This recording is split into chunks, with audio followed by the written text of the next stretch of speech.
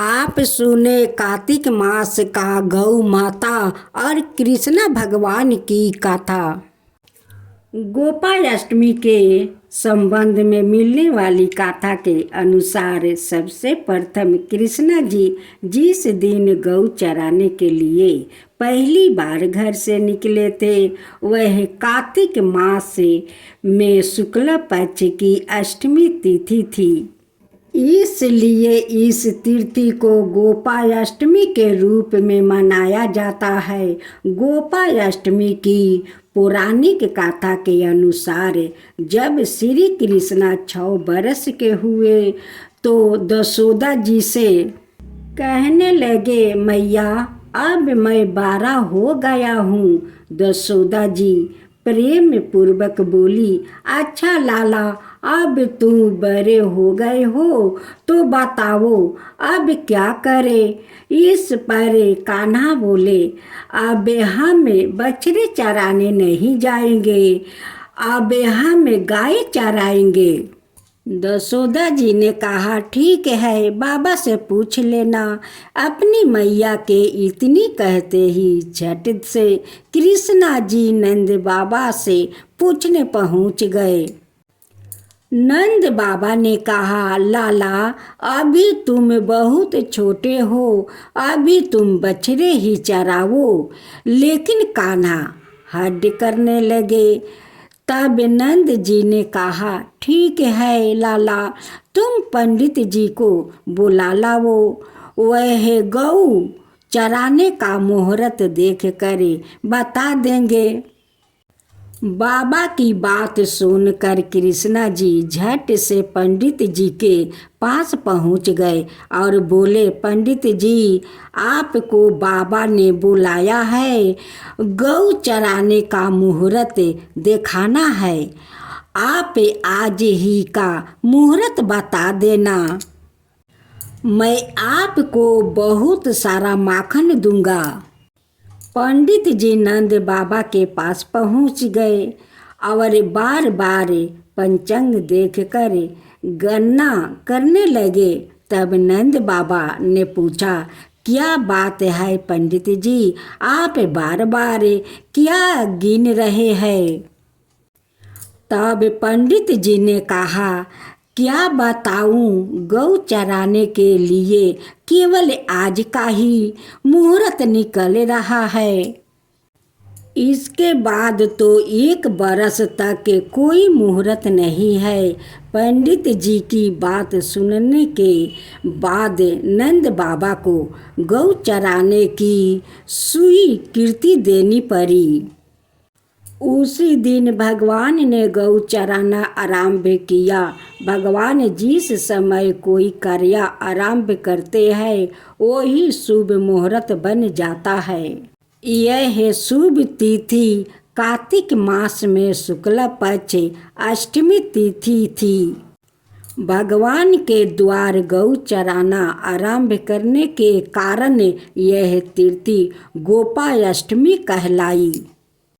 इसके बाद मैया दशोदा ने अपने लाला का श्रृंगार किया और जैसे ही पैरों में जूतियाँ पहनाने लगी तो कान्हा माना कर देते हैं और कहते हैं कि मैया यदि मेरी गाय जूतियाँ नहीं पहनती तो मैं कैसे पहन सकता हूँ। यदि पहना सकती हो तो उन सभी को भी जूतियाँ पहना दो। और भगवान ने जब तक वृंदावन में रहे भगवान ने कभी पैरों में जूतियाँ नहीं पहनी।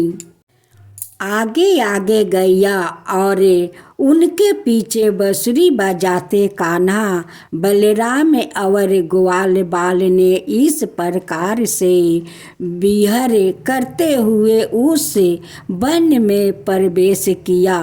तब से भगवान की गौ चराना लीला आरंभ हुआ।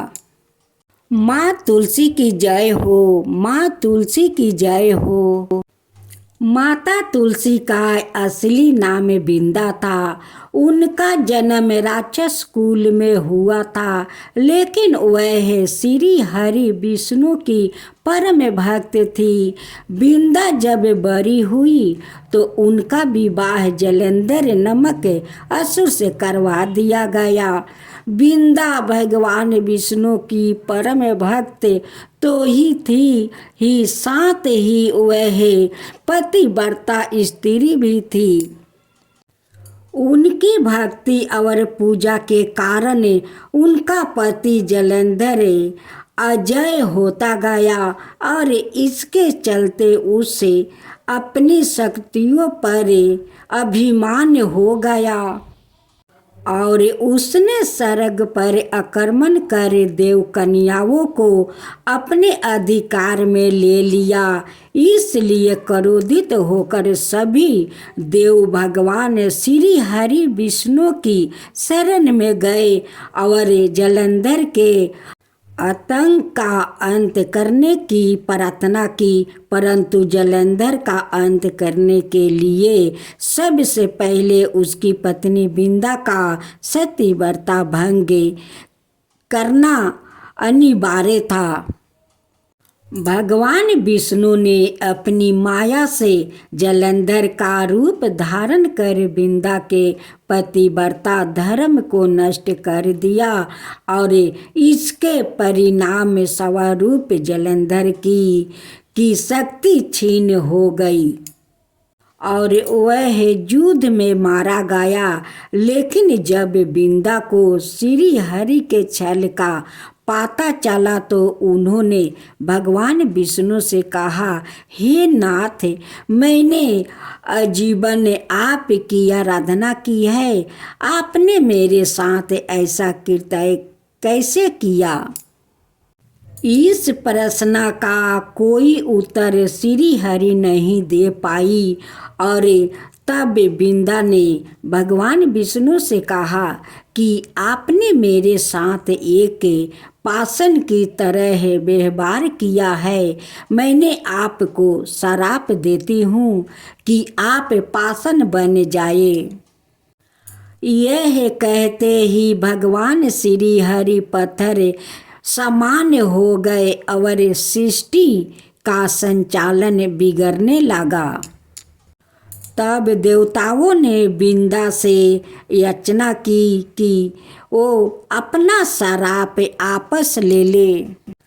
भगवान विष्णु भी बिंदा के साथ हुए छल से लज्जित थे और अंत में उन्होंने भगवान विष्णु को क्षमा कर दिया और भगवान विष्णु को श्राप मुक्त कर जलंधर के साथ सती हो गई।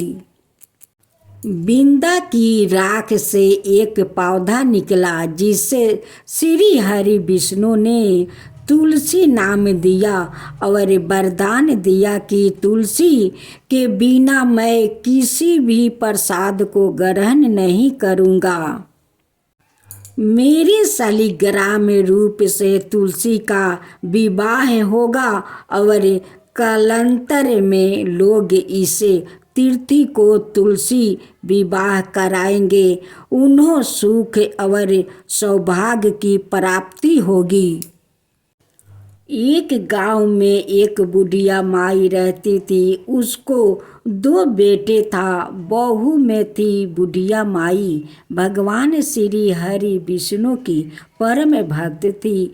अपना जीवन दान धर्म पुण्य कार्यक्रमों में लगाती थी, परंतु बुढ़िया माई कभी भी मंदिर और सत्संग में वह तीर्थ स्नानों पर नहीं जाती थी। एक बार गांव में भगवत कथा हो रही थी। बेटे ने कहा, माँ, आप सारा दिन घर में रहती है, आप मंदिर में भगवत कथा सुनने क्यों नहीं जाती? बुढ़िया माई ने बेटा का मन रखने के लिए कह दिया कि आज जाऊंगी, परंतु नहीं गई। ऐसा करते करते 6 दिन निकल गए। बुढ़िया माई के बेटे ने कहा, माँ, आज अंतिम दिन है, आज तो कथा सुनने आपको जाना ही पड़ेगा।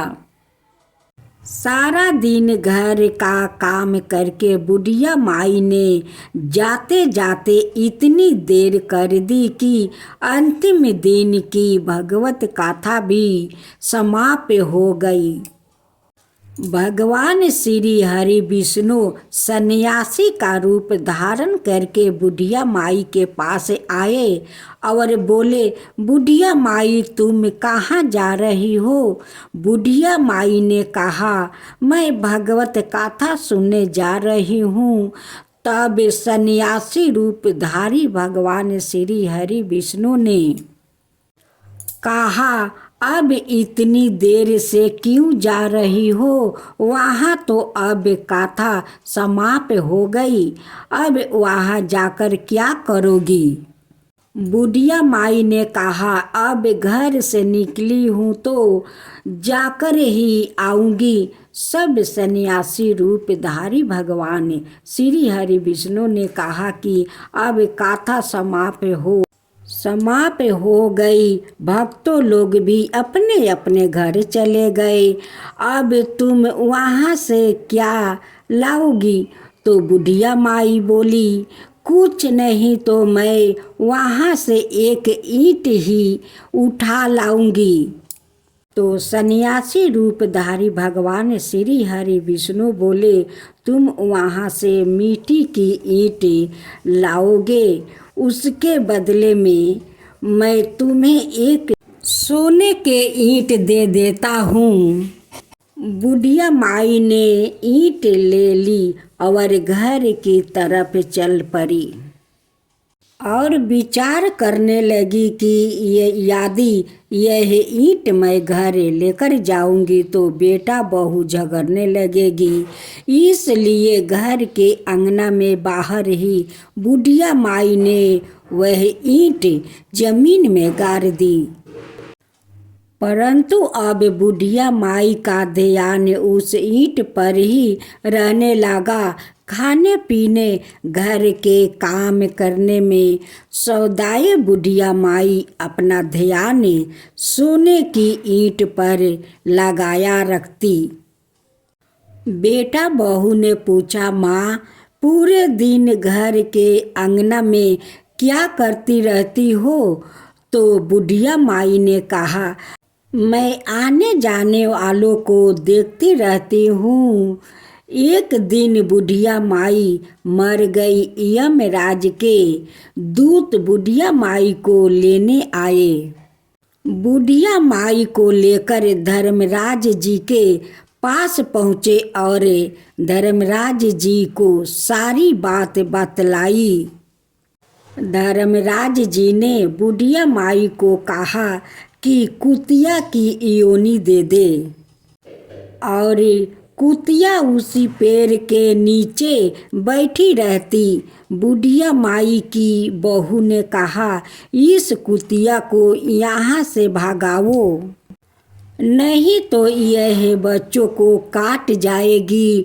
तो उसके बेटे ने उसकी पीठ पर एक लकड़ी मारी और बुढ़िया माई मर गई और सांप की योनि मिली। अंगना में सांप को देखकर बेटे बहू ने किसी को काटे नहीं जाए इसी डर से मार दिया। फिर बुढ़िया माई मरकर धर्मराज जी के पास पहुंची। बुढ़िया माई कीरी का रूप धारण करके उस अंगना में कीरी नगरा बना लिया। अंगना में कीरी नगरा हो गया। घर वालों बहुत परेशान हुए। घर वाले भोजन भी नहीं बना रहे थे और मन ही मन होने का सुमिरन करने लगे। तब भगवान श्री हरि विष्णु सन्यासी का रूप धारण करके आए और बोले कि कुछ खाने को दे दो। तो घर वाला ना कहा, महाराज हमारे खाने को भी कुछ नहीं बनाया, क्योंकि हमारे घर में कीड़ी नगरा हो गया है। आप ही इसका कुछ उपाय बतलाइए। तब महाराज जी ने अंगना में खोदा और सोने की 28 घारा निकली और दोनों बेटों को दे दी और कहा, तुम्हारी माँ के नाम से दान पुण्य करना, धर्मशाला बनवाना, स्कूल बनवाना, गौशाला में गाय के चारे खाने की व्यवस्था करवाना। परंतु दोनों बेटे आपस में झगड़ने लगे कि तू दान कर तो तू दान कर। किसी ने बुढ़िया माई के नाम से कोई दान नहीं किया और कीड़ा नगरा वहाँ उसी सवा रूप में स्थापित रहा। कुछ दिन बाद सन्यासी आपस आया और बुढ़िया माई के बेटों के भगवान सवा रूप धारी सन्यासी महाराज से कहा कि हमारी घर की हालत वैसी की वैसी है। कीड़ी नगरा तो वैसे का वैसा ही है। तब साधु रूप धारी सन्यासी महाराज ने कहा, वह सोने के ईंट के टुकड़े लाओ और उन्हें बेच कर उनसे जो भी धन मिले उसे तुम्हारी माँ के नाम से दान पुण्य करो। इस कीड़ी नगरा पर शक्कर और आटा डालो। तुम ऐसा करोगे तो तुम्हारी माँ को मोक्ष प्राप्ति होगी। और उनके घर से कीड़ी नगरा चला जाएगा। जो भक्त प्रत्येक दिन सुबह परते आटा और शक्कर खेरी नगरे पर डालता है, वह सदैव धनवान पुत्र बन जाता है। संपन्न सुख शांति जीवन यापन करता है। उनके घर में कभी कोई कष्ट नहीं आता है।